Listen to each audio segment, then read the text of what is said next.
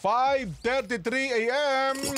Sinuspindi po ng Land Transportation Office o LTO ang 3 driving school sa Metro Manila Dahil po sa pag-i-issue ng Peking Theoretical Driving Course kasama na po ng Practical Driving Course certificates. Wala naman. Naku po. Talaga naman. Sinabi ni LTO Chief Vigor Mendoza na inisyo ang isang show cause order sa mga driving school sa Las Piñas, Caloocan at Silang Cavite matapos po makatanggap ng impormasyon na naglabas sila ng questionableng TDC at ng PDC certificates.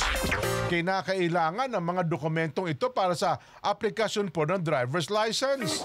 Iniulat ang mga nasabing driving school ay nagbibigay ng PDC at TDC certificates sa mga hindi kwalipikadong driving students kapalit ng pera. Ayun, parang non-appearance na lang ang nangyayari. Kaya nga hindi na, peke na lang yung Hindi naman nag-theoretical, nagtuturo. hindi na practical. Kunyari-an na lang, puro papel lang, babayaran mo yung certificate.